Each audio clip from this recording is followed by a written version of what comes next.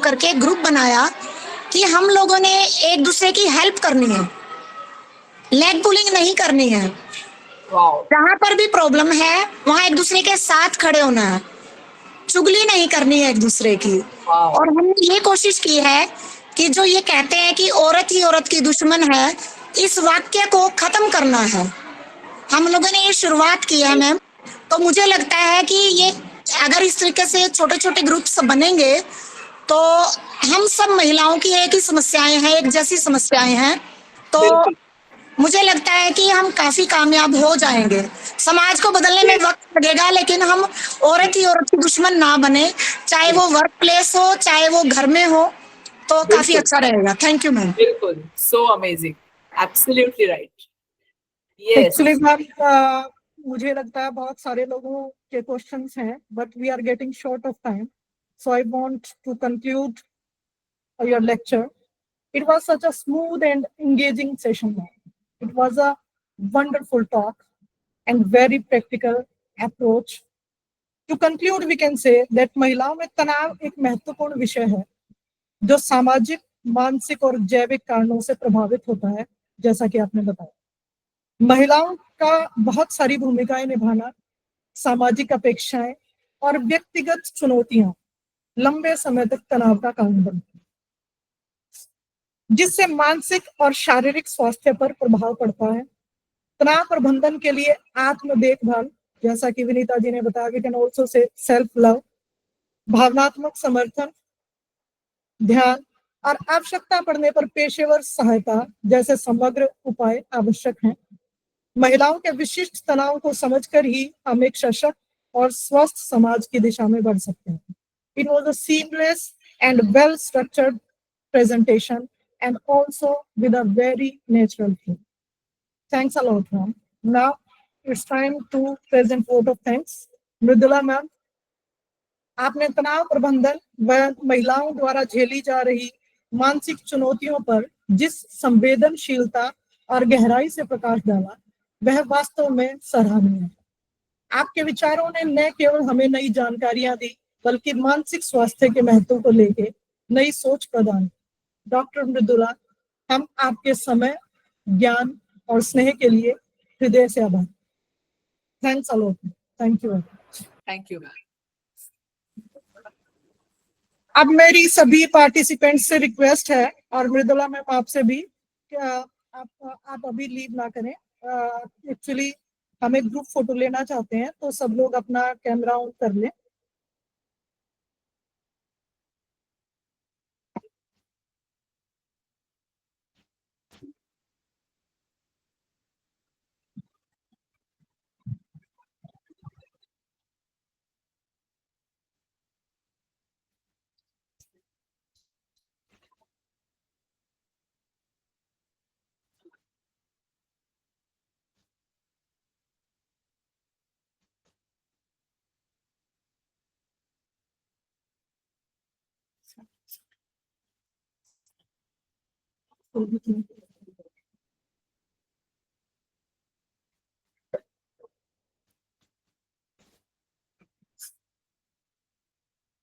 Thanks a lot Mridula ma'am.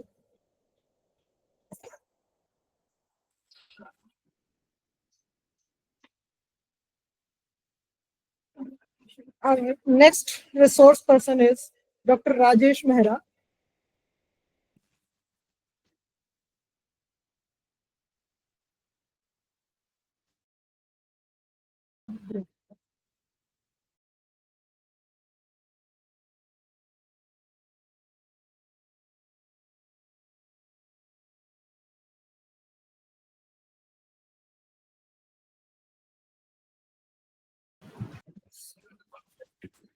Good afternoon, sir.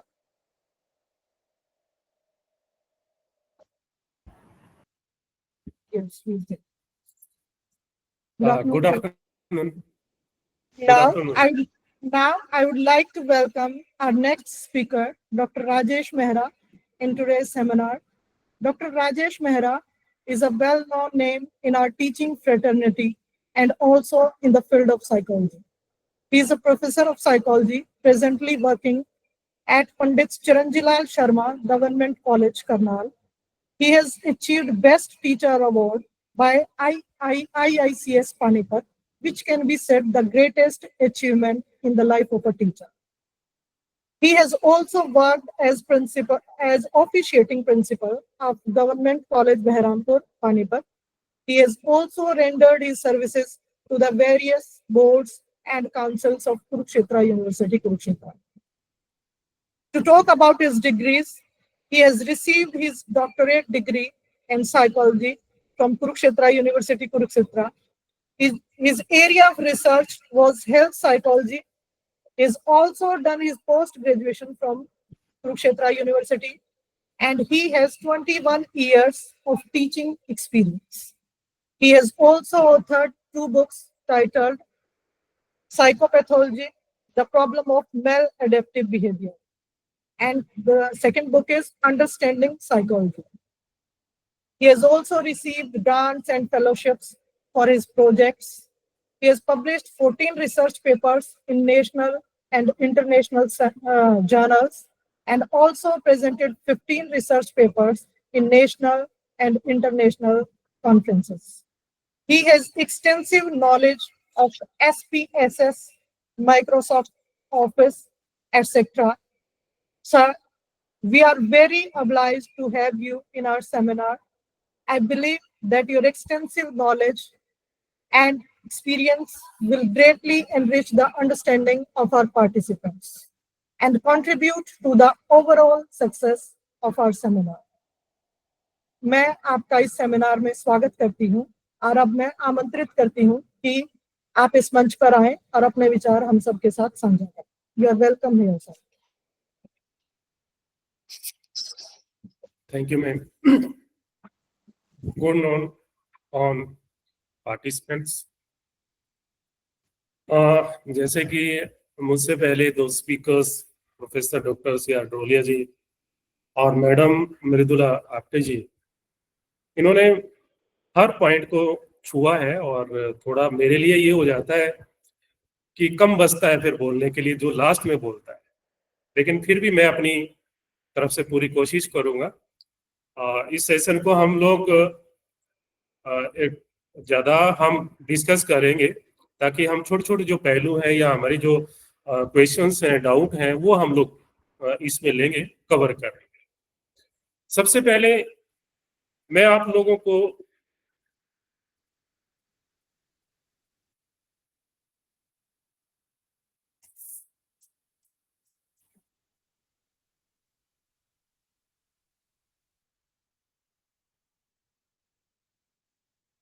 Screen visible है? Yes. Am I audible? Yes, sir. Yes, sir. Okay. Okay. सबसे पहले यही बताने की कोशिश करेंगे कि स्ट्रेस है क्या. Sir, I would like to ask a question, Yes, sir. sir. Sir, sir. how we can manage stress related to that we are using technology and relating to artificial intelligence in our day-to-day life? Sir हम लेंगे इस चीज को, हम शुरुआत कर लें, बाद में ये क्वेश्चंस लेंगे सर सारे. ओके. हाँ, मैं एक अपनी तरफ से मैं अपनी जो बात है वो रख लेता हूँ आप लोगों के सामने. शायद जब हम अपनी बात करेंगे तो आपका क्वेश्चन या जो डाउट है वो उसके अंदर कवर हो जाएगा sir. Okay sir? Okay sir, thank you. I am waiting. Okay sir. कि जो स्ट्रेस है वो इस तरह से लेते हैं कि physical and psychological response to the pressure of daily life. तो एक चीज हम ये क्लियर मान के चले कि स्ट्रेस लाइफ में होगा ही होगा. कोई भी ऐसा इंसान नहीं है जिसकी लाइफ में स्ट्रेस नहीं है, कि वो छोटा बच्चा है, जवान है, बूढ़ा है, हर की लाइफ में स्ट्रेस होगा ही होगा. तो हमें थोड़ा माइक ऑफ कर लें सर. तो स्ट्रेस को हम अवॉइड नहीं कर सकते, स्ट्रेस हमारी लाइफ का पार्ट है, वो रहेगा ही रहेगा, लेकिन हमें सिर्फ इसको मैनेज करना आना चाहिए. ये हमारी तरफ से प्रयास रहने चाहिए कि जो स्ट्रेस है उसको हम कितने अच्छे तरीके से हैंडल कर सकते हैं. और जब हम बात करते हैं कि स्ट्रेस कब होता है, क्यों होता है, तो ये जो स्ट्रेस है कि जब ये प्रेशर अपने रिसोर्सिस से ज्यादा होता है, यानी हमारे पास अपने जो रिसोर्सिस हैं, चाहे वो पर्सनल है चाहे वो एक्सटर्नल है, उनसे अगर वो ज्यादा है तो हम स्ट्रेस की कंडीशंस में आ जाएंगे। और जो प्रेशर्स है ज्यादातर हम लोगों पे इंडिविजुअल लेवल पे हो सकता है, ऑर्गेनाइजेशन लेवल पे हो सकता है, और इन्वायरमेंट लेवल पे हो सकता है।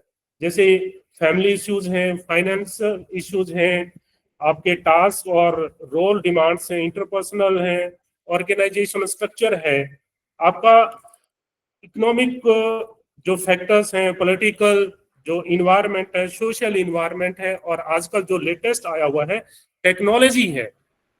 तो ये हमारे स्ट्रेसर्स हैं, ये हमारे जो प्रेशर का जो ये कारण बनता है। यहाँ सबसे पहले मैं आप लोगों के साथ ये शेयर करना चाहूंगा कि ये जो स्ट्रेस के बारे में कि एक शुरुआत में किस तरह से इसका आगमन हुआ, ये मैं थोड़ा सा बताऊं, क्योंकि ये कितना डेंजरस है ये शायद हम नहीं जानते कि कितना इसका घातक है, कि किस ऑर्गन को ये प्रभावित करता है, ये जानना हमारे लिए बहुत इंपॉर्टेंट है। ये सबसे पहले हेंस सेले जो फिजिशियन थे हमारे, वो सेक्स हार्मोन्स के ऊपर रिसर्च कर रहे थे रेट्स के ऊपर, और वो डिफरेंट जो स्ट्रेसर्स हैं, जैसे कोल्ड वेदर था, सर्जिकल इंजरी थी, और उन्होंने जो एक्सरसाइज, जो एक्सट्रीम एक्सरसाइज है, उसका इफेक्ट हार्मोन के ऊपर देखना चाह रहे थे। बाय चांस क्या हुआ कि वो हार्मोन को तो नहीं डिस्कवर कर पाए, लेकिन उनको ये चीज पता चल गई कि स्ट्रेसर कोई भी हो, प्रभाव किसी का भी हो, लेकिन सिम्टम्स कॉमन होते हैं। और वो जो सिम्टम्स कॉमन है वो हमारी बॉडी के ऊपर 3 जो मेजर पार्ट है उस पर इफेक्ट डालते हैं। सबसे पहले आता है जो हमारा एड्रिनल ग्लैंड है, वो एनलार्ज हो जाता है। और एड्रिनल जो ग्लैंड है, हमें पता है कि जो हमारा हार्ट बीट है उसको कंट्रोल करता है, और हमारा जो डाइजेस्टिव सिस्टम है उसको कंट्रोल करता है। उसके बाद आता है जो हमारा थाइमस और लैम्स नोड है, वो सिकुड़ जाती है, वो हमारा इम्यून सिस्टम से रिलेटेड है, और इम्यून सिस्टम उससे वीक होता है।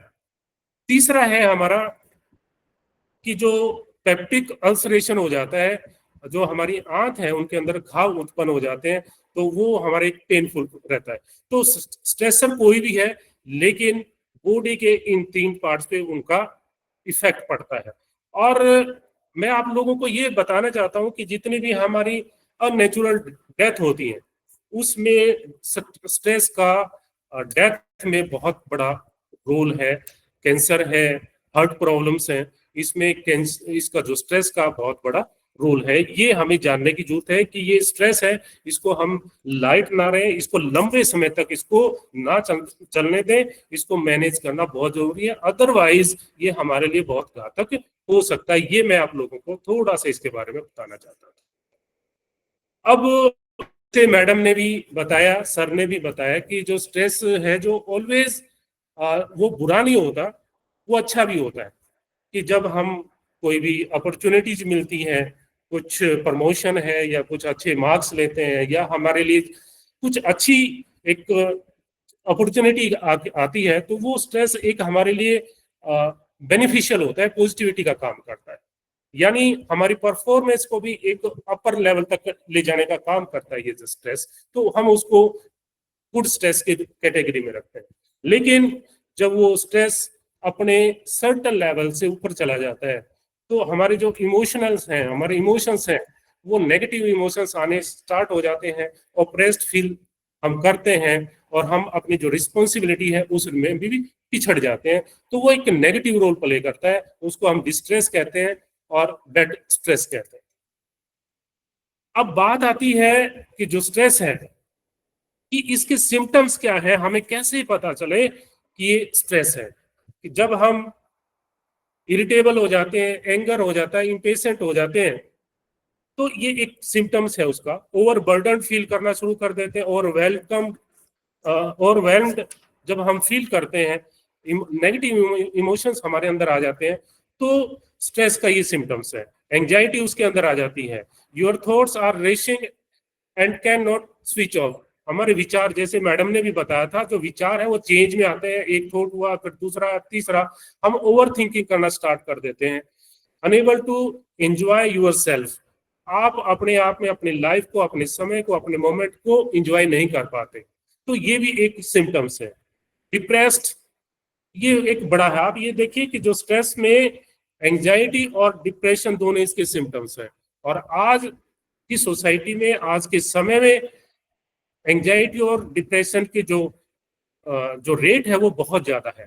यहाँ पे मैं सभी अपने जो पार्टिसिपेंट है उनको ये बताना चाहूंगा कि जो स्ट्रेस है, मैडम आपने भी उस बात को छुआ और बड़े अच्छे तरीके से छुआ, इसमें मैं कुछ ऐड करना चाहूंगा कि जो स्ट्रेस है ये हमारे जैसे एडोलेसेंट पीरियड होता है, उससे पहले एडोलेसेंट पीरियड के स्टार्टिंग ईयर्स में ये बॉयज में ज्यादा होता है, और हो सकता है वो हमारे जिस तरह की कल्चर है, जब सोशल चीजें हैं, तो उसकी वजह से हो सकता है कि बच्चे को, जो बॉयज है, उसको और प्रोटेक्शन मिलती है, केयरिंग ज्यादा मिलती है, उसकी वजह से हो सकता है। लेकिन जब वो एडोलेसेंट के लास्ट पीरियड में जाता है, तो ये जो डिप्रेशन है वो गर्ल्स में ज्यादा होता है, और वो 2 गुना ज्यादा होता है। उसमें हार्मोनल चेंजेस हो सकते हैं या रिस्ट्रिक्शंस हो सकती हैं, वो कारण हम लोग ज्यादा मान सकते हैं। तो उसके बाद पूरी लाइफ में कि ये जो मेल फीमेल की रेशियो है, फीमेल में मेल से 2 गुना जो डिप्रेशन है वो ज्यादा पाया जाता है। अब मैम ने एक और बात बड़ी अच्छी की, तो उसमें भी मैं बताना चाहूंगा कि ये जो डिप्रेशन है या उसके कारण क्या है, जो सुसाइडल जो थॉट्स हैं, वो जो थॉट्स है, यानी थॉट्स फीमेल में मेल से 3 गुना ज्यादा थॉट्स आते हैं, लेकिन जो मेल है वो फीमेल से 4 गुना ज्यादा सुसाइड अटेम्प्ट करता है। ये एक रीजन है। जब इस पे रिसर्च की गई, जब पता लगाया गया है कि ये रीजन क्या है, और उसमें एक फैक्टर उसमें आया कि जो इमोशनल रेगुलेशन है वो बड़ा इंपॉर्टेंट फैक्टर है, कि जो फीमेल से अपने इमोशंस को रेगुलेट कर पाती हैं, वो शेयरिंग कर लेती है, या भी ये कह लीजिए वो अपने रो के भी अपने इमोशंस को निकाल देती है। लेकिन मेल ऐसा नहीं कर पाता, वो अपने इमोशंस को अपने अंदर दबा के रखता है, वो एक्सप्रेस नहीं करता, वो शेयर नहीं करता, और सीधे वो सुसाइड अटेम्प्ट कर लेता है। यानी वो फीमेल, जो फीमेल है, मेल से 3 गुना ज्यादा सुसाइड अटेम्प्ट करती है, यानी कोशिश करती है, लेकिन मेल फीमेल से 4 गुना ज्यादा सुसाइड कमिट करता है, एक्चुअल में सुसाइड कर जाता है। तो ये बहुत इश्यूज है इस तरह के स्ट्रेस के और डिप्रेशन के, कि हमें इनका सॉल्यूशन करना चाहिए। ये एक बहुत बड़ा नंबर है सुसाइड जो कि डेथ के अंदर। तो ये इस तरह की जब हम देखते हैं, तो सुसाइड बड़ा, ये जो स्ट्रेस है बहुत घातक हो जाता है। उसके बाद है कि we have lost our sense of humours, worry, tension, neglect और लोनलीनेस फील करते हैं, और मेंटल प्रॉब्लम जो हमारी है, जो चल रही है, वो वर्स और ज्यादा वर्स हो जाती है। तो हमारा जो टॉपिक है उसमें कुछ जो पहलू है कि जो स्ट्रेस है, स्ट्रेस होने में कौन सी डिटरमिनेंट्स हैं, या किन चीजों को हम देखें कि वो अपना रोल प्ले करती हैं स्ट्रेस में होने का। कुछ चीजें हैं जैसे साइकोलॉजिकल डिटरमिनेंट्स है, साइकोलॉजिकल जो कारण है, और उसमें आता परसेप्शन और अप्रेजल की जो बात है। तो हम क्या है कि सिचुएशन को कैसे इंटरप्रेट करते हैं, या वो थ्रेट के रूप में लेते हैं। अगर बहुत सारी ऐसी चीजें हैं जो प्रॉब्लम है लाइफ में, वो 10% एक्चुअल होती हैं, लेकिन 90% हम ओवर थिंक करके उसको 90% हम स्ट्रेस में आ जाते हैं, और एक थ्रेट उसको मानना शुरू करते हैं, प्रॉब्लम उसको मानना शुरू करते हैं। तो ये हमारी जो परसेप्शन है, चीजों को ओवर थिंक करना, तो ये भी एक परसेप्शन का की वजह से स्ट्रेस में हम लोग चले जाते हैं। उसके बाद इमोशंस की बात आती है कि जो स्ट्रेस है उसके कारण बहुत सारे इमोशंस आते हैं, एंजाइटी है, फियर है, एंगर है, सैडनेस है, और आगे ये जो फर्दर है, क्योंकि पहले से व्यक्ति स्ट्रेस में है, एंजाइटी जो कोऑपरेट है वो अच्छे से नहीं कर पाता, वो जो रिएक्ट है ओवर। बहुत सारे आप देखें जब हम इमोशंस में हैं, तो हम अपने जो कोप करने कि जो अपनी टेक्निक्स है वो ज्यादा यूजफुल नहीं हो पाती। तो यानी अपने इमोशंस को कंट्रोल करना या आपके इमोशन को जानना बहुत जरूरी है कि हम अपने इमोशंस को जाने और उनको मैनेज करें। तो इमोशन बहुत बड़ा इंपॉर्टेंट रोल प्ले करता है स्ट्रेस के अंदर। उसके बाद है कोपिंग स्ट्रेटजीज, कि जो हमारी कोपिंग स्ट्रेटजीज हैं यानी स्ट्रेस से निपटने के जो हमारे तरीके हैं वो किस तरह के हम अपनाते हैं। क्या हम हेल्दी कोपिंग मैकेनिज्म अपनाते हैं या हम अनहेल्दी। तो इसमें कुछ लोग जैसे भी स्ट्रेस होता है स्मोकिंग में चले जाते हैं और ईटिंग में चले जाते हैं। तो ये भी एक आगे हमारी जो कंडीशन है उस पे हेल्थ पे बहुत ही नेगेटिव प्रभाव डालते हैं। तो ये साइकोलॉजिकल कुछ फैक्टर्स हैं तो जो मैंने जिक्र किया। उसके बाद है कुछ बिहेवियरल, हमारा लाइफस्टाइल किस तरह का है, जैसे डाइट है, एक्सरसाइज है, स्लीप है, सब्सटेंस अब्यूज है। तो ये हमारे स्ट्रेस के लेवल को प्रभावित कर सकता है और हेल्थ को प्रभावित कर सकता है। उसके बाद आप ये देखिए कोपिंग बिहेवियर है, आप किस तरह का बिहेवियर, हेल्दी बिहेवियर है, अनहेल्दी बिहेवियर है। तो ये भी आपके स्ट्रेस को आगे बढ़ा सकता है। अगर आप हेल्दी तरीके से डील करते हैं तो आप अपने स्ट्रेस को मैनेज करने में सक्षम हो जाते हैं। अगर आप गलत तरीके से करते हैं तो आप स्ट्रेस को और बढ़ा लेते हैं, अपने लिए प्रॉब्लम और खड़ा कर लेते हैं। उसके बाद हमारा आता है सोशल इंटरेक्शन, सोशल सपोर्ट। ये बड़ा इंपॉर्टेंट फैक्टर है कि हम जब इमोशंस में होते हैं, स्ट्रेस में होते हैं, तो हमारा एक सपोर्ट सिस्टम होना चाहिए जिससे हम अपनी बातों को शेयर कर पाए, अपनी प्रॉब्लम को शेयर कर पाए और कोई एक अच्छा जो सॉल्यूशन है उसकी तरफ हम जा सकें। तो ये आइसोलेशन बड़ा आप ये कह लीजिए एक प्रॉब्लम है। जो लोग, क्योंकि पहले हम लोग ज्वाइंट फैमिलीज में थे, आज न्यूक्लियर फैमिलीज में है, फ्रेंड सर्कल कम है, फैमिलीज में डिस्प्यूट ज्यादा, रिलेशनल प्रॉब्लम्स हैं, तो आइसोलेशन फील करते हैं। तो ये स्ट्रेस को और बढ़ाता है। तो हमें सोशल इंटरेक्शंस यानी अपना सोशल सपोर्ट बहुत अच्छा रखना चाहिए। उसके बाद हैबिट्स है हमारी, जैसे स्मोकिंग है, ओवर ईटिंग है, एक्सरसाइज, एक्सेसिव अल्कोहल कंजम्पशन है। ये हमारे माल एडेप्टिव कोपिंग मैकेनिज्म की तरफ लेके जाते हैं जो हमें, जिसपे हमारे हेल्थ के ऊपर बहुत ही नेगेटिव इम्पैक्ट पड़ता है।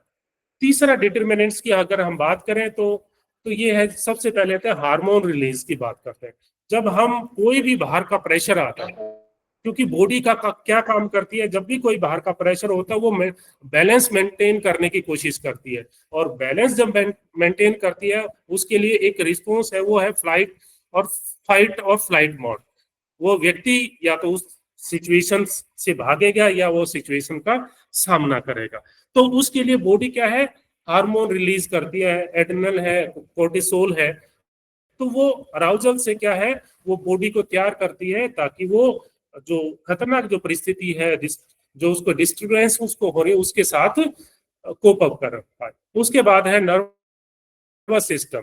हमारा नर्वस सिस्टम है वो भी जैसे ये कि increase heart beat, blood pressure, muscular tension. अब ये भी देखिए, जब हम इमोशंस में हमारी हार्ट की वजह से, स्ट्रेस की वजह से कितनी हमारे हार्ट प्रॉब्लम्स आ रही हैं, तो एक मेजर ये भी कारण है। इम्यून सिस्टम हमारा वीक होगा, वो चीजें होंगी, क्योंकि इससे जो क्रोनिक स्ट्रेस है ये क्या करता है, हमारे इम्यून सिस्टम को भी वीक करता है और इससे कैंसर के भी बहुत ज्यादा चांसेस बढ़ जाते हैं। तो ये कुछ चीजें हैं जो स्ट्रेस को डिटरमाइन करती हैं। वो आपकी साइकोलॉजिकल थी, बिहेवियरल थी और बायोलॉजिकल थी। अब बात आती है कि जब हम स्ट्रेस में हैं तो उसको मैनेज कैसे करें। बहुत सारे, जैसे डॉक्टर टोलिया सर ने भी, मैडम आपटे ने भी इन बातों पे बड़ी डिटेल में बात की है। मैं थोड़ा उन पॉइंट्स पे जाना चाहूंगा। सबसे पहला पॉइंट है जिससे हम स्ट्रेस को मैनेज कर सकते हैं, वो है सोशल सिस्टम, सपोर्ट सिस्टम।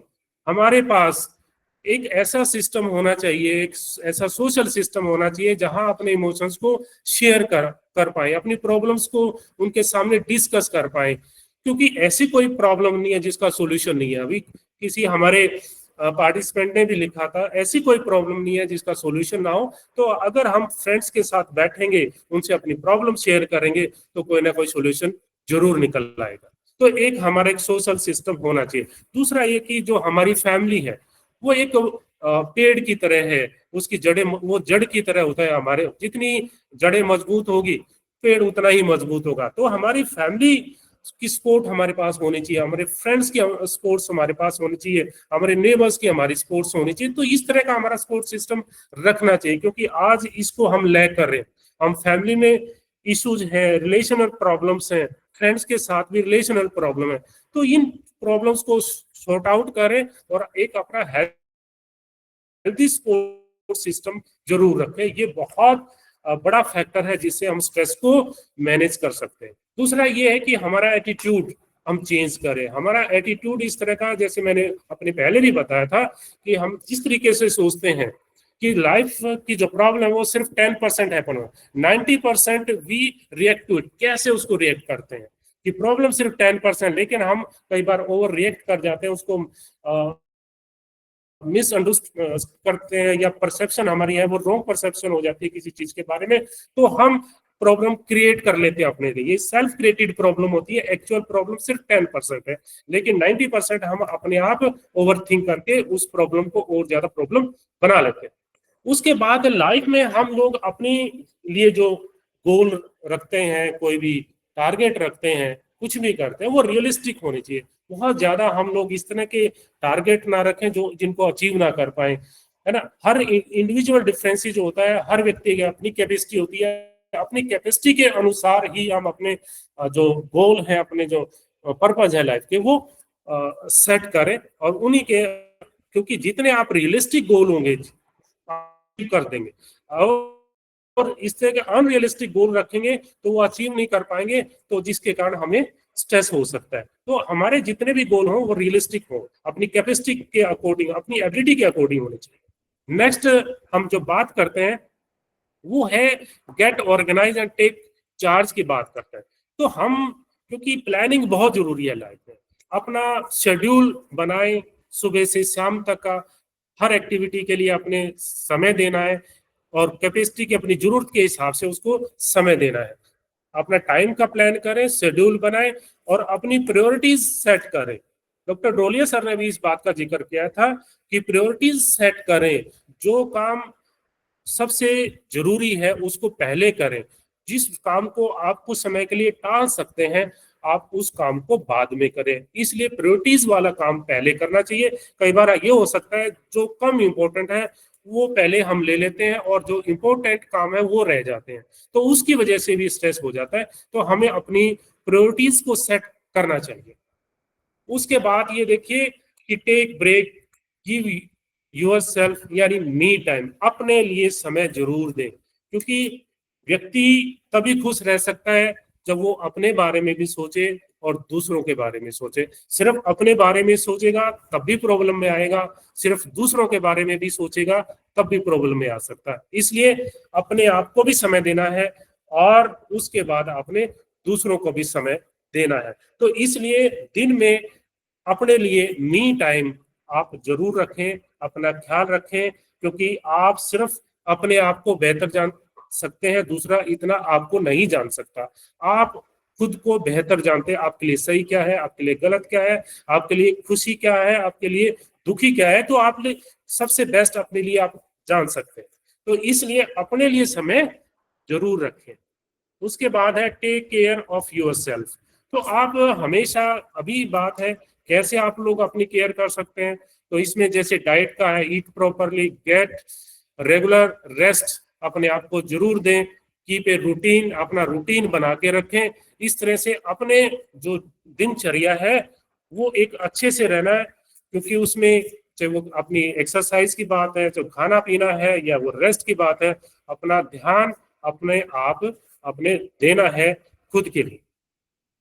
उसके बाद ये और बात थी लर्न टू से नो। जरूरी नहीं है कि हर काम आप कर सकते हैं, जो आप काम नहीं कर सकते आप बेझिझक आप उसको नो करें।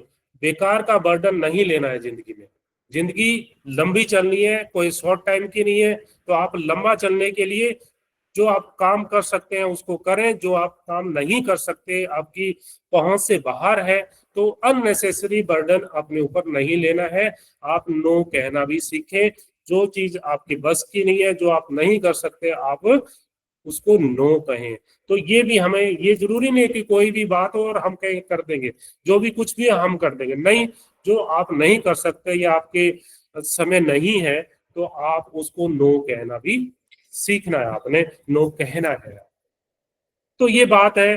दूसरी बात ये है कि अपना कैसे ख्याल रख सकते हैं, क्योंकि बहुत आजकल फिजिकल वर्क कम है, तो इसलिए अपने आप को एक्सरसाइज में डालें। थोड़ा सा दिनचर्या में इस तरह से बनाएं कि आप अपना फिजिकल वर्क कर पाए, क्योंकि हमारा सीटिंग का काम है या कुछ है, चाहे वो घर में है ऑफिस में है, तो फिजिकल एक्टिविटी कम हो जाती है। तो इसके लिए हम डेली कुछ ना कुछ समय अपने लिए, अपने एक्सरसाइज के लिए जरूर निकालना है। ये भी स्ट्रेस से ओवरकम करने के लिए बहुत जरूरी है।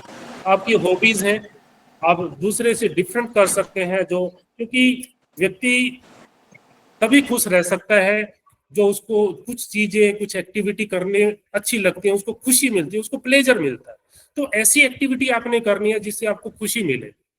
तो इस तरह से आप अपनी हॉबीज को आप समय दें दिन में, अपनी हॉबीज को, क्योंकि जब आप अपनी ऑफिस के हॉबी के अनुसार काम करते हैं तो आपको प्लेजर मिलता है, खुशी मिलती है, और वो आप स्ट्रेस को मैनेज करने के लिए वो हेल्पफुल होंगे। उसके बाद है स्लो डाउन की बात। ये स्लो डाउन भी उसी तरह का है कि बहुत सारी ऐसी चीजें हैं, तो उसमें सारी चीजें नहीं हो सकती, उसमें कट कर दे कुछ समय जो चीजें आज जो प्रायोरिटी वाली रखें, जो कम प्रायोरिटीज की है या जिनको आप कुछ समय के लिए टाल सकते हैं, आप उनको कट कर दें, आप नेक्स्ट डे के लिए या कभी बाद के लिए आप रख सकते हैं। तो इसलिए अपने आप को समय देना, अपने आप को कूल रखना है, अपने आप को शांत रखना है। जरूरी नहीं है कि आपने हर चीज आज ही करनी है, तो आप सिर्फ प्रायोरिटीज पे ध्यान दीजिए, क्योंकि हर व्यक्ति की अपनी लिमिट्स हैं। आप लिमिट्स के अकॉर्डिंग ही काम कर सकते हैं, क्योंकि पांचों उंगलियां बराबर नहीं होती, इंडिविजुअल डिफरेंसेस होते हैं। अपनी कैपेसिटी के अनुसार काम किए तो आप कहीं ना कहीं स्ट्रेस को मैनेज करने में हेल्पफुल हो जाएंगे। अपनी जिंदगी में लाफ और ह्यूमर ऐड कीजिए। अपनी एंटरटेनमेंट भी बहुत जरूरी है, चाहे आप किसी भी तरह से, आप चाहे दोस्तों के साथ हंसी मजाक कर सकते हैं, कोई बुक्स हैं, ह्यूमर्स की बुक्स है, या कोई टीवी प्रोग्राम्स हैं, कॉमेडी शो हैं, तो आप कहीं ना कहीं अपने लिए, क्योंकि ये टॉनिक का काम करती है, तो लाफ और ह्यूमर अपनी लाइफ में ऐड करें। हंसी मजाक भी अपनी जिंदगी का एक हिस्सा बनाइए, जो स्ट्रेस को मैनेज करने में आपकी हेल्प करेगा। उसके बाद है लर्न टू रिलैक्स। तो लर्न टू रिलैक्स में अपने आप को, जब स्ट्रेस में है, कोई प्रॉब्लम आप फेस कर रहे हैं, तो अपने आप को रिलैक्स नहीं कर पा रहे, तो आप योगा का सहारा ले सकते हैं, मेडिटेशन का सहारा ले सकते हैं, या कुछ टेक्निक्स हैं, तो आप उनसे अपने आप को रिलैक्स कर पाए। क्योंकि रिलैक्स करना बहुत जरूरी है, कि माइंड को रिलैक्स करना आपको जरूरी है, कि नहीं तो अगर आप रिलैक्स नहीं करेंगे तो ओवर थिंकिंग रहेगी, प्रॉब्लम क्रिएट करते रहेंगे। तो माइंड को रिलैक्स करना बहुत जरूरी है, तो आप योगा और मेडिटेशन की हेल्प ले सकते हैं। उसके बाद डीप ब्रीदिंग और विजुअलाइजेशन की बात आती है। अब डीप ब्रीदिंग और विजुअलाइजेशन में मैडम अभी लास्ट में बड़ा अच्छा उन्होंने जिक्र किया कि हम अपने सेंस ऑर्गन से, क्योंकि हम लोग क्या है, स्ट्रेस में ज्यादातर क्या है, एंजाइटी और डिप्रेशन में रहते हैं। एंजाइटी का मतलब है कि आप फ्यूचर में जी रहे हैं, आप प्रेजेंट में नहीं, फ्यूचर को लेकर चिंतित रह रहे हैं। पास्ट का मतलब ये है कि आप पास्ट में जी रहे हैं और पास्ट की घटनाओं से बाहर नहीं निकल पा रहे हैं। तो ये हमें जहां रहना चाहिए प्रेजेंट में, उसकी बजाय अगर आप स्ट्रेस में हैं, या तो आप प्रेजेंट में जी रहे हो या फिर पास्ट में जी रहे हो। तो इससे बाहर निकालने का बहुत एक अच्छा मेथड है। जैसे एक डीप ब्रीदिंग की बात डॉक्टर ड्रोलिया सर ने भी की थी, कि आप डीप ब्रीदिंग से आप अपने आप को रिलैक्स कर सकते हैं।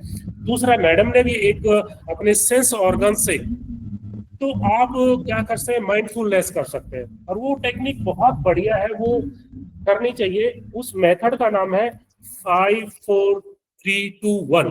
5 4 3 2 1। अब दिन में आप क्या करें, कुछ ऐसा है कि प्रेजेंट में लाने के लिए, क्योंकि आप या तो फ्यूचर में जी रहे हैं या फिर आप पास्ट में जी रहे हैं, तो आपको प्रेजेंट में लाने के लिए कुछ एक्टिविटीज करनी चाहिए। जैसे 5 थिंग्स यू कैन सी, आप अपने इन्वायरमेंट में ऐसी 5 चीजें जो देख, क्योंकि ये 5 चीजें इसलिए बता रहा हूँ क्योंकि हमारे जो सेंस ऑर्गन्स हैं ये 5 है, तो हर पांचों के पांचों ऑर्गन्स को इन्वॉल्व करें, आप उनकी हेल्प से प्रेजेंट में आ सकते हैं। कोई भी 5 थिंग्स यू कैन सी, 5 चीजें कोई आप देखें। 4 थिंग्स यू कैन टच, 4 चीजें आप टच करके देखें। 3 थिंग्स यू कैन हियर, 3 चीजों को आप सुने, साउंड सुने कुछ ना कुछ। 2 थिंग्स यू कैन स्मेल, कोई भी 2 चीजें हैं आप उसको स्मेल करें।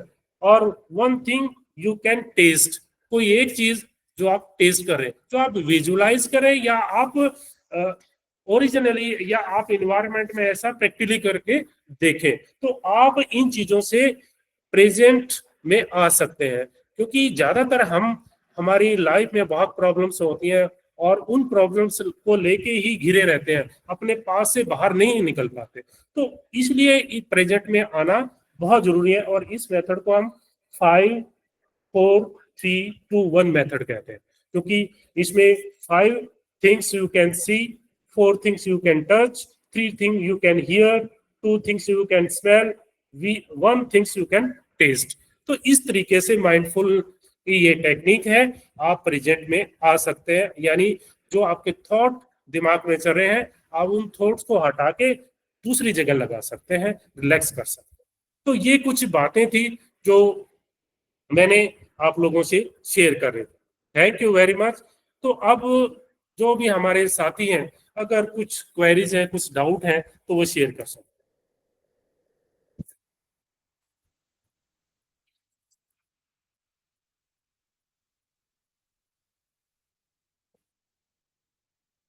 कोई साथी अगर कोई क्वेश्चन पूछना चाहता है।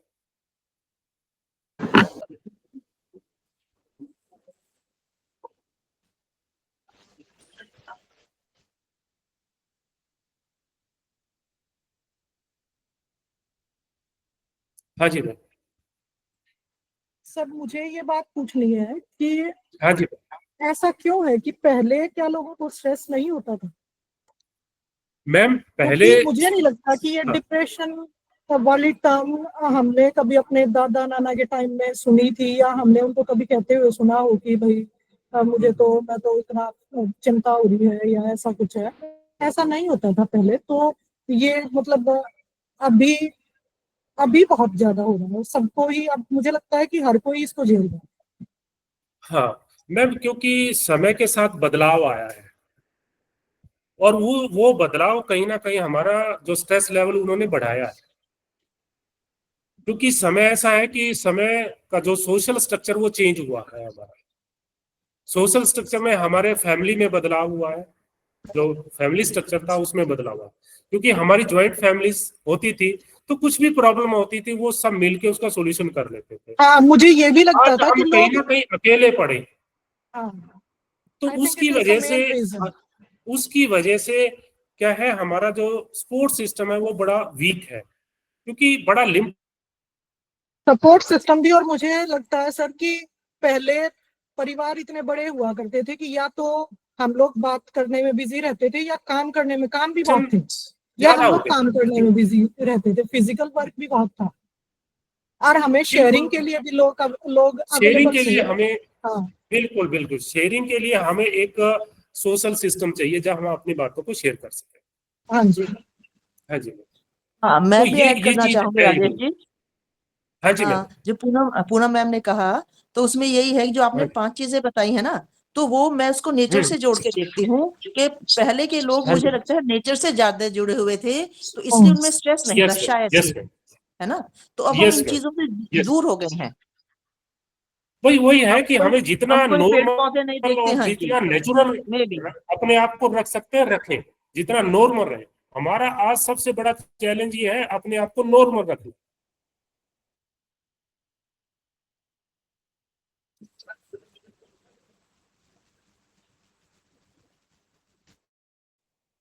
और हमारा सपोर्ट सिस्टम बहुत सही होना चाहिए। फैमिली के साथ हमें जुड़े रहना, फ्रेंड्स हमारा जुड़े रहना, पड़ोसियों के साथ हमें अच्छे से संबंध रखना, ये चीजें हमें जरूरत है। सिर्फ उनको नहीं है, सोसाइटी को ना, हमें भी जरूरत है। हाँ तो जी। ये इन चीज सब के लिए हमें ना अहम को एक तरफ रखना पड़ेगा।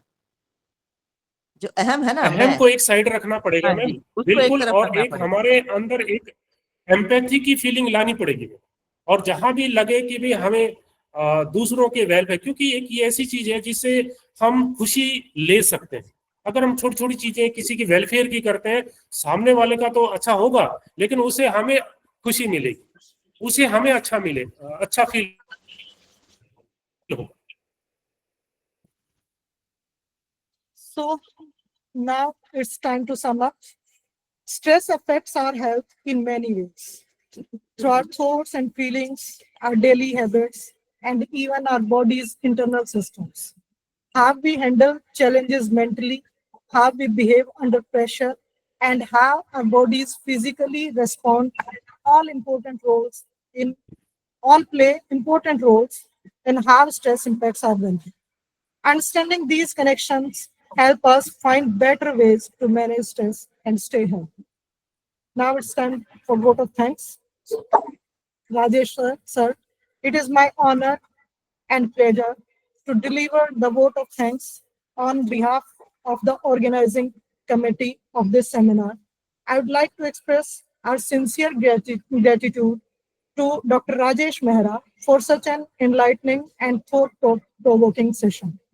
Thank you for sparing time to share your expertise with us today. We are very grateful for your valuable contribution in this seminar. Thank you very much, sir. अब मैं अपने पार्टिसिपेंट्स को कहना चाहूंगी कि पहले तो हमने 20 मिनट का लंच ब्रेक रखा हुआ था, लेकिन थोड़ा सा समय के अभाव को देखते हुए आप सभी से मेरा अनुरोध है कि आप लंच साथ साथ ही कर लें, और ये यहाँ से ये सेशन खत्म होते ही आपको टेक्निकल सेशंस ज्वाइन कर लेना है, जिसकी जानकारी आपको व्हाट्सएप ग्रुप में भेजी जा चुकी है। तो आप व्हाट्सएप के माध्यम से अपने अपने ग्रुप में जुड़ेंगे और टेक्निकल सेशन का लिंक व्हाट्सएप ग्रुप में ही दिया जाएगा। और जिन लोगों को किसी भी ग्रुप में ऐड नहीं किया गया है वो मेन स्क्रीन पे ही जुड़े रहेंगे, और सभी पार्टिसिपेंट्स को फीडबैक फॉर्म या फीडबैक लिंक आखिरी वाले सेशन में, वैलिडिटी सेशन में दिया जाएगा। और it is compulsory for all the participants to fill that feedback form. Otherwise, you will not receive your e-certificate. तो अभी आप लोग सब आप के व्हाट्सएप ग्रुप में लिंक आया होगा, तो टेक्निकल सेशंस के लिए उस लिंक के थ्रू वहां पे जुड़ जाएं टेक्निकल सेशन में। और एक बार, हाँ जी, हेलो जी मैम, कहना था कि मतलब सर्टिफिकेट मिलने के लिए क्या उस प्रोसेस क्या है लेने के लिए? मैडम ईमेल पे शेयर कर देंगे आपकी ई सर्टिफिकेट को। ओके। ओ, मतलब हम उसमें कोई फी वगैरह भी लग रहा है क्या मैम? क्या कोई अमाउंट वगैरह भी लग रहा है? Sorry ma'am, you are not audible. Amount नहीं है मैम, कोई अमाउंट नहीं है। नहीं, अमाउंट कोई नहीं है। फीस नहीं है भैया आपकी इसमें कोई भी, लेकिन आप जो है टेक्निकल सेशन ज्वाइन कीजिए please. Okay okay ma'am. Okay, ma'am. Okay. Technical session camera on करें एक बार। मैम टेक्निकल सेशन में जिनके टेक्निकल सेशन में हैं वो ग्रुप एक अलग से आएगा ना, उसमें ऐड हो जाना है। ओके, तो अभी आया नहीं ना है, वो आएगा अब? नहीं, अभी तो नहीं ग्रुप आया आ चुका है। ग्रुप आप किसी न किसी ग्रुप में तो ऐड हो गए होंगे मैम, पहले व्हाट्सएप ग्रुप तो बन चुके हैं पहले ही। ओके। नहीं तो मेरा जो ग्रुप है वो उसमें मतलब मेरे को दिख नहीं रहा है वो, उसका नाम डॉक्टर कमलेश डॉक्टर कमलेश के साथ है आपका ग्रुप? हाँ जी, सेकंड नंबर पे मेरा है। आपका नंबर आ गया व्हाट्सएप ग्रुप में मैम? हाँ जी, आपका नंबर आ गया क्या व्हाट्सएप? आपके पास आ गया वो व्हाट्सएप ग्रुप टेक्निकल से? अभी तो मेरे पास भी नहीं आया है मैम। अभी नहीं आया है मैम, सिर्फ एक ही है टेक्निकल सेशन में जो है ना, एक ही नंबर, वो जो हमारा ये वाला यही है, और जिनके साथ जुड़ना है उनका नहीं आया है। अच्छा चलो हम देखते हैं मैम। बाकी अगर आपके पास ऐसा कोई किसी भी ग्रुप में आप लोग ऐड ऑन नहीं हुए हो तो आप यहाँ से लेफ्ट मत करना। हाँ, बस यही था कि अगर हो जाता है तो फिर मेरी क्लासेस हो जाएंगी कुछ देर के लिए, मतलब। जी अभी शुरू करते हैं। हाँ, अभी शुरू करते हैं प्रतिभा मैम। हाँ जी, जी ma'am, thank you.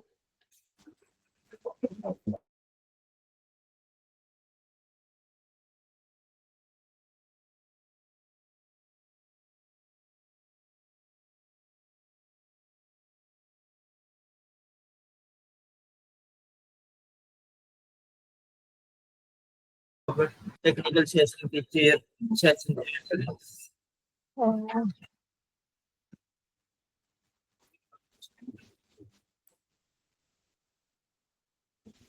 Vinita ma'am, are you there in the meeting? Yes, yes, I am very much there. Now I request you to chair this session, please. हाँ, सभी पार्टिसिपेंट्स को मेरा बहुत नमस्कार। आज के इस टेक्निकल सेशन 1 में आप सभी का स्वागत है। मैं professor Vinita, department of English, CIS KMV ढाण से आप कॉलेज से आप सभी का स्वागत करती हूँ। तो हाँ, मेरे पास टेक्निकल सेशन में 19 पार्टिसिपेंट्स हैं। तो मुझे लगता है कि आप सभी ही इसमें अपना प्रेजेंटेशन देना चाहेंगे। तो लेट्स स्टार्ट द प्रेजेंटेशन। तो सबसे पहले मेरे पास नाम है Surabhi Sharma. Are you there Surabhi ji? DAV PG college. Surabhi Sharma, हाँ जी, आपने ज्वाइन किया है सुरभि जी। आप अपना माइक ऑन कर लीजिए सुरभि शर्मा। विनीता मैम, हाँ जी, एक बार इंटरप्ट करूंगी मैं आपको। हाँ जी, हमने इस स्क्रीन पे उन लोगों को भी रख लिया है जो अभी तक किसी ग्रुप में ऐड नहीं हुए। ठीक है, तो you can also take brief presentation. Okay. Surabhi Sharma ji, आप सुन रही हैं मेरी आवाज? मैम, क्या मुझे परमिशन मिल सकती है? माई सेल्फ हाँ डॉक्टर जी, प्रतिभा कपाही। हाँ मैडम, आप पहले करना चाहेंगे तो very much you can present, you are most welcome. तो जी, हाँ जी, या सबसे पहले आप ही कर लीजिए। मैडम सेकंड पे कोमल दीनदयाल का है, प्लीज मे आई कंटिन्यू। हाँ मैडम के बाद आप कोमल जी, आपका ही नंबर है फिर। हाँ जी मैम, थैंक यू मैम, उसके बाद thank you ma'am. Anju Walia का है, Smriti Vora, doctor Putul Kumari, doctor Rosy, Mamta Sharma, doctor Anita, doctor Shankar Kumar Yadav, miss Ritu Rani, Kirat Pal, doctor Shalini Devi, Amisha, doctor Seema Singla, Mrs Saroj Bala, doctor Meenakshi Devi, doctor Nishi Tuli, Miss Mahi, and Mr. Deepak Rana. All these names are with me. And if anybody wants to present his paper, his or her paper, so he's most welcome. You can give me your name. So my now self doctor let's start the Pratibha Kapahi presentation. Ma'am. Yes, yes, Pratibha ji, start कीजिए. Thank you ma'am, so much. Excuse me, ma'am. Can I please talk in between? Yes. Ma'am, this is Surbhi Sharma. You were calling my name earlier. I was not able to connect with my microphone. Sorry for the inconvenience, ma'am. Okay, okay. You can present later on. Oh, all right, ma'am. All right. No worries. May I proceed ma'am? Yes, yes. जी, मैं myself doctor Pratibha Kapahi, assistant professor, department of psychology, RM college Saharsa. It is an under BN Mandal University. So I have just prepared. I just want to interrupt, please. Oh, every participant will be given maximum 5 minutes. Yeah. So please proceed.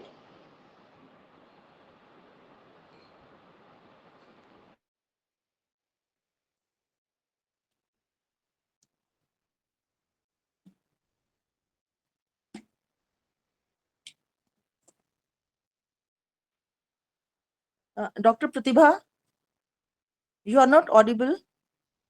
Dr. Pratibha, please switch on your mic. Sorry. Thank you. Okay, ma'am, मेरा topic है psychological effect of digital detox on anxiety and attention span of youth.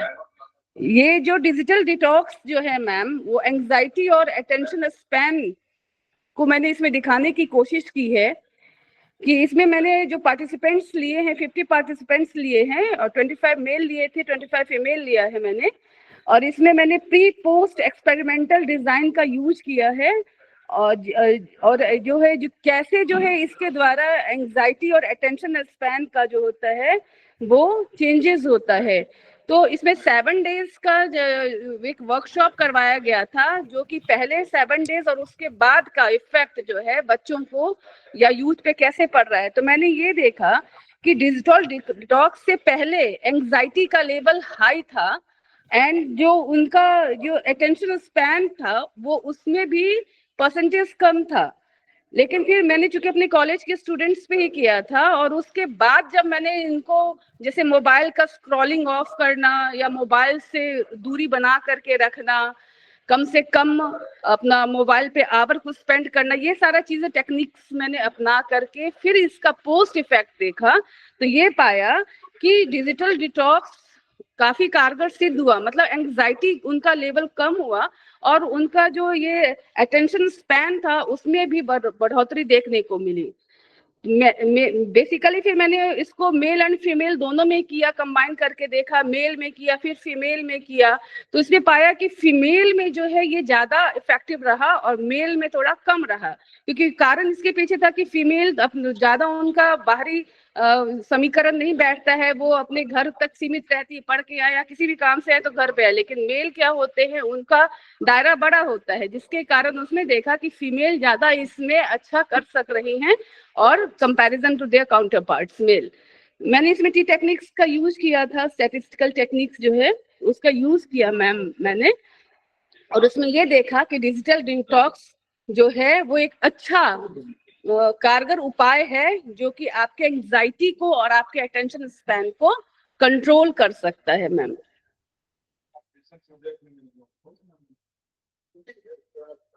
Hello, ठीक है may I audible ma'am? No, हाँ, yes you are audible. हाँ जी ma'am जी। तो proceed further. No okay very nice Pratibha ji. Digital detox आज के समय की मांग है, तो बहुत अच्छा टॉपिक आपने लिया और अच्छी बात है कि प्रैक्टिकल आपने एक्सपीरियंस लिया है इसमें। तो now I would like to invite the second participant, Surabhi Sharma. Yes, Surbhi ma'am. Sharma? Yes, ma'am. Am I audible? Yes. Okay. So this is Surbhi Sharma, Assistant Professor from DAV PG College, Karnal. And the topic of my paper is Managing Stress Through Insights of Literature. I'll just go through with my abstract only as for the shortage of time.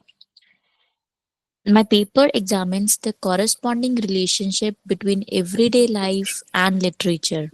Relying on certain literary works of Virginia Woolf's novel and Robert Frost's poems, the paper intends to prove how the wisdom enshrined by these scintillating authors in their works can act as a catalytic agent in our consciousness and help us combat massive stress that is the outcome of everyday human life. The paper reveals how literature heavily derives its ideas from psychological theories, which further equip literacy texts to help humans tackle vicissitudes of life in a more effective manner. The framework of the paper is purely theoretical, as it relies on close textual study of Woolf's Mrs. Dalloway and Frost's poem like Mending Wall, Stooping by Woods in a Snowy Evening, and Home Burial.